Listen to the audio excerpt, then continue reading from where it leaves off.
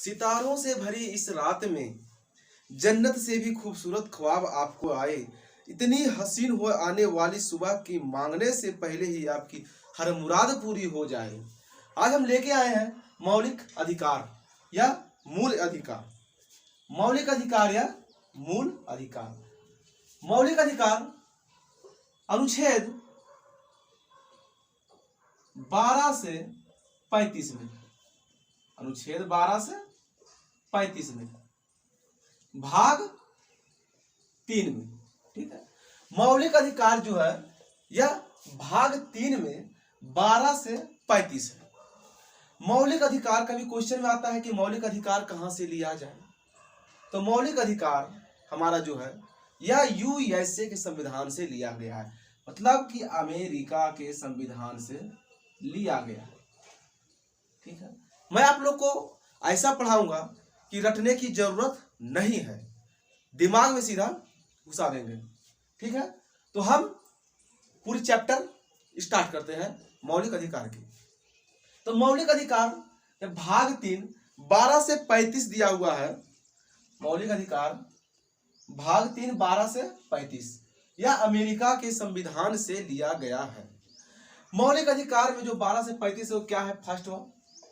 First है समता या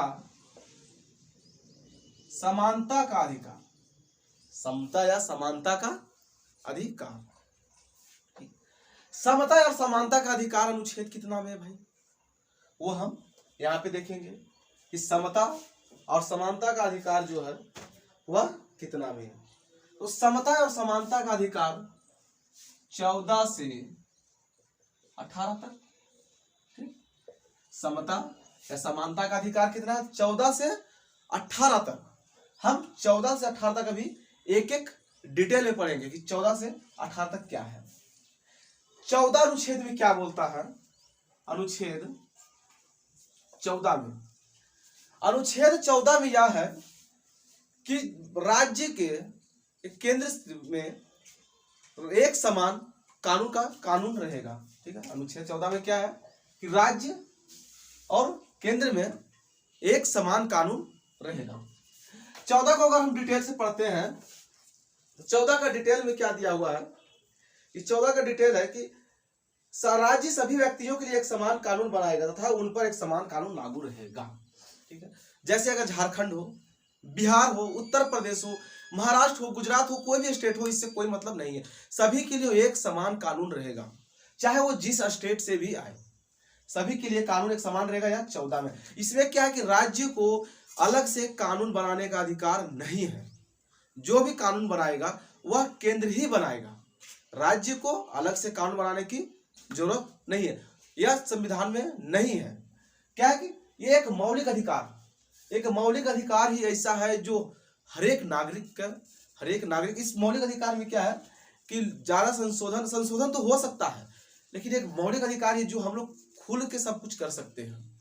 मौलिक अधिकार में खुल के अगर कहा जाए, जैसे धारणा प्रदर्शन, शांतिपूर्ण धारणा प्रदर्शन, या अपने अधिकार के लिए लड़ना, अपने अधिकार के लिए सब कुछ करना, अधिकार से जीने का हक, हमारा संपत्ति का हक, ये सभी कुछ मौलिक अधिकार में ही है, जो हम एक एक करके डिटेल से पढ़ेंगे। तो अनुच्छेद 14 में पढ़ लिया। अनुच्छेद 14 में क्या है?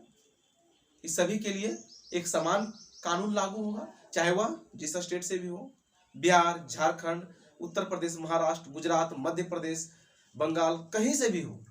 ठीक है, वह अनुच्छेद 14 के अनुसार है कि सबके लिए एक समान कानून बनेगा।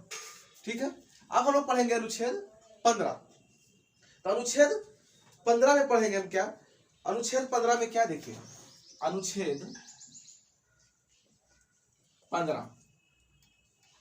15 में है कि किसी भी व्यक्ति को आप जाति, धर्म, नस्ल के नाम पर प्रताड़ित नहीं कर सकते हैं।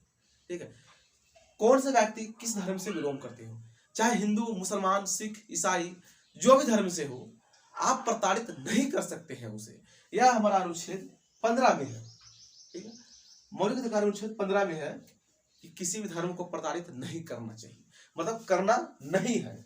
हम अनुच्छेद 15 का डिटेल में पढ़े तो अनुच्छेद 15 का क्या है कि राज्य के द्वारा धर्म मूल वंश या जाति, लिंग एवं जन्म स्थान के आधार पर नागरिकों के प्रति जीवन के किसी भी क्षेत्र में भेदभाव नहीं किया जाएगा। ठीक है, क्या है? भेदभाव नहीं किया जाएगा। या इसमें अनुच्छेद 15 में यह भी है कि बहुत लोग क्या होता है कि जैसे जन्म से, ठीक है, क्या है? जाति, लिंग, धर्म या जन्म से, आप जन्म से भी किसी को प्रताड़ित नहीं कर सकते। जैसे क्या होता है, बहुत लोग बोलता है ना कि कहीं जैसे बिहार के लोग काम करने गए, अरे बिहारी है ससुरा, वो तो बिहारी है, अरे झारखंडी है, बहुत तरह से मतलब कि लोग बोलते हैं ये वो स्टेट है से वो स्टेट, तो प्रताड़ित करते हैं। तो यह प्रताड़ित नहीं, यह संविधान में है कि प्रताड़ित उसे नहीं किया जाएगा। यह अनुच्छेद कितना में है? तो अनुच्छेद हमारा 15 में है कि किसी भी जाति, लिंग, धर्म या जन्म से के स्थान से उसका कोई भेदभाव, कोई कुछ नहीं करना चाहिए। यह हमारा अनुच्छेद 15 में। अब अनुच्छेद 16 में क्या है? अनुच्छेद 16, अनुच्छेद 16 में क्या है?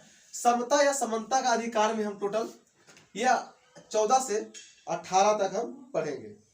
इसमें है कि लोक नियोजन के विषय पर अवसर की समानता। लोक नियोजन की क्या है? लोक नियोजन की अवसर समानता।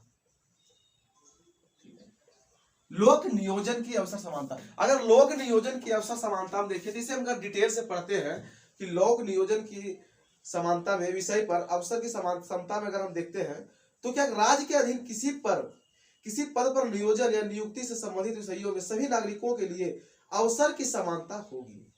ठीक, क्या है कि किसी भी अधीन नियोजन के लिए समता का अधिकार रहेगा।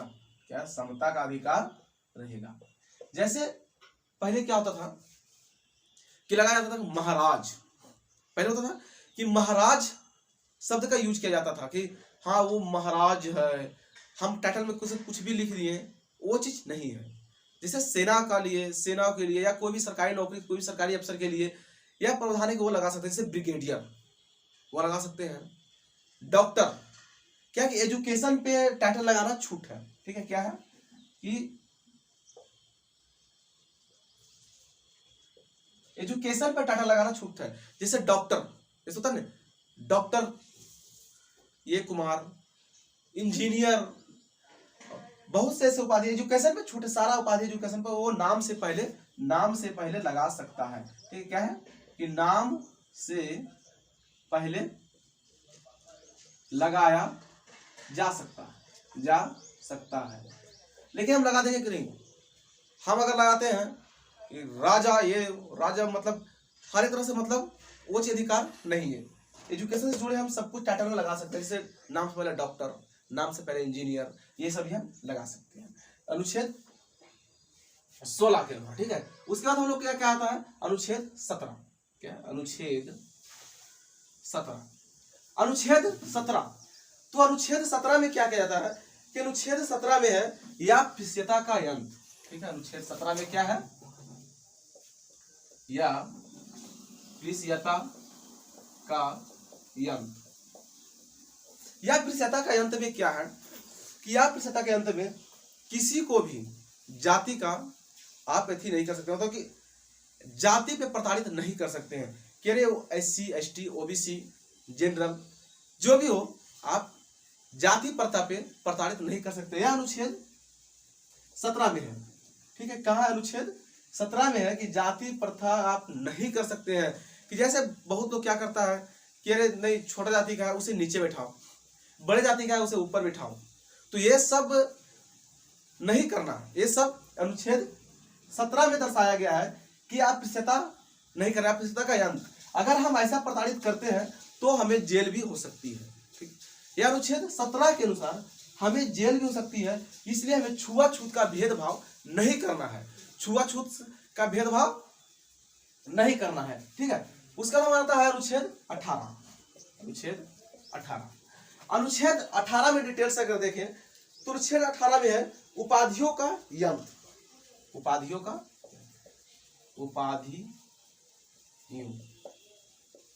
का यंत्र।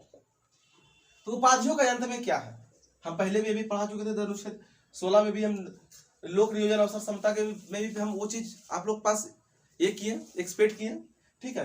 तो इसी में अनुच्छेद 18 में है उपाधियों का यंत्र। उपाधियों का यंत्र में क्या पढ़ा जाता है डिटेल में अगर हम देखें तो उपाधियों का यंत्र में जैसा होता है कि सेना या विधा संबंधी सम्मान के सिवाय यानी कोई भी उपाधि राज्य द्वारा प्रदान नहीं की जाएगी। भारत का कोई नागरिक किसी यानी देश से बिना राष्ट्रपति की आज्ञा के कोई उपाधि स्वीकार नहीं करेगा।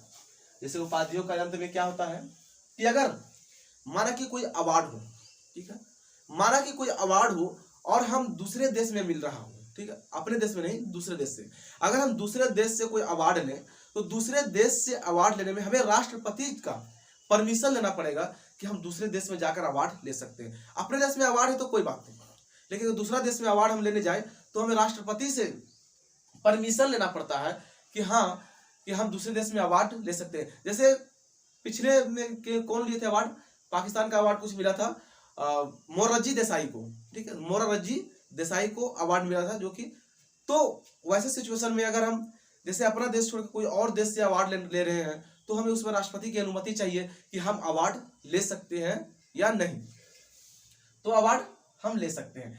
हमारे देश में ये समता या समानता का यह भी अधिकार है कि जैसे राष्ट्रपति राज्यपाल को इजाजत देते हैं, ठीक है, वैसे अगर राष्ट्रपति पे कोई केस दर्ज है, राष्ट्रपति पे कोई केस अगर दर्ज है तो उसमें क्या होता है कि वो उन जेल नहीं जा सकते हैं, उन पे कोई कानून ज्यादा नहीं लग सकता है, कोई कानून उस पर लग ही नहीं सकता है। तो राष्ट्रपति कब तक बच सकते हैं अगर कोई अपराध किए तो, जब तक पद पे हैं। अगर पद से वो हट गए, अपने पद से हट गए, दूसरा कोई राष्ट्रपति आ गए तो उन पे सारा कानून का फिर से लगेगा, सारा कानून के अनुसार उन्हें कार्रवाई होगा, ठीक है। तो समता समानता का अधिकार में हमें इतना चीज पढ़ना है। इसमें क्या है कि एक चीज और है कि हमारा अगर क्वेश्चन पूछे हमारा मूल अधिकार कितना था, तो हमारा मूल अधिकार 7 था, ठीक है। कितना था मूल अधिकार, हमारा मूल अधिकार 7 था, हमारा मूल अधिकार कितना था 7 था। लेकिन 44वें संशोधन करके, ठीक है, देखिए, लेकिन 44वें संशोधन 1978 में, कब 44वें संशोधन 1978 में यह संशोधन किया गया कि संपत्ति का अधिकार अनुच्छेद 31(19) के का में है, संपत्ति का अधिकार, देखिए, संपत्ति का अधिकार अनुच्छेद 31 या 19 के का में है, मौलिक अधिकार की सूची से हटाकर, मौलिक अधिकार की सूची से हटाकर, ठीक है, अनुच्छेद 300A में मौलिक अधिकार की सूची से हटाकर अनुच्छेद 300A के तहत संपत्ति का अधिकार दिया गया। कितना, अनुच्छेद 300A के तहत संपत्ति का अधिकार दिया गया है। अनुच्छेद 300A के तहत संपत्ति को कानूनी अधिकार के रूप में रखा गया है, ठीक है। अनुच्छेद 300A को क्या किया गया है कि कानूनी अधिकार में रखा गया है। जब मौलिक अधिकार है, इसी का पार्ट 2 आता है, पार्ट 2 है, इसमें हम क्या पढ़े मौलिक अधिकार में, समता और समानता का अधिकार, अनुच्छेद 14 से 18। हम लोग इसके आगे पढ़ेंगे स्वतंत्रता का अधिकार, जो कि मौलिक अधिकार का पार्ट 2 है, पार्ट 2 स्वतंत्रता का अधिकार। हम लोग 18 अनुच्छेद 19 से 35 भी हम लोग पढ़ेंगे, 19 से 35 हम लोग पढ़ेंगे स्वतंत्रता का अधिकार में। 19 से 35 में क्या पढ़ेंगे हम, स्वतंत्रता का अधिकार में क्या पढ़ना हमें कि जैसे मुझे बोलने का आजादी अनुच्छेद कितना में है, प्रेस की स्वतंत्रता कितना में है, धारणा करने की स्वतंत्रता कितना में है, हर एक चीज का वर्णन कितना अनुच्छेद में है, वो चीज हम लोग स्वतंत्रता का अधिकार में पढ़ेंगे। जब इसके बाद हम लोग पढ़ेंगे क्या, स्वतंत्रता का अधिकार, स्वतंत्रता का अधिकार, या मौलिक अधिकार में ही आता स्वतंत्रता का अधिकार, जो कि हम अगले वीडियो में बना देंगे। क्या कि ज्यादा पढ़ने से क्या होता है, बहुत लोगों को क्या होता है कि एक ही वीडियो ज्यादा डाल देने से लोग बोर हो जाते हैं, ठीक है। इसलिए मैं छोटा छोटा टॉपिक बाय टॉपिक डाल देता हूं। अगर आप लोगों को वीडियो पसंद आए तो लाइक करें, शेयर करें, कमेंट करें और बेल आइकन ऑन कर दे, ताकि हमेशा हर नोटिफिकेशन आपके कानों तक पहुंच जाए और हर दिन आप अच्छे से वीडियो को देख पाए। तो हमारा है क्या मौलिक अधिकार कंप्लीट। फिर हम लोग अगला वीडियो में स्वतंत्रता का अधिकार पूरा कंप्लीट करेंगे, पूरा डिटो के साथ। ठीक है, तो रटने की जरूरत नहीं है कहीं, मुझे लगता है कि रटने की जरूरत नहीं पड़ेगी आप लोगों को, आप लोग समझ गए होंगे। अगर आप लोग का स्क्रीनशॉट करना है तो स्क्रीनशॉट आप लोग यहाँ से कर सकते हैं। ठीक है, उसके बाद हम लोग मिलते हैं अगले वीडियो में, तब तक जय हिंद जय भारत। ठीक है, मिलते हैं अगला वीडियो में स्वतंत्रता का अधिकार का वीडियो लेकर।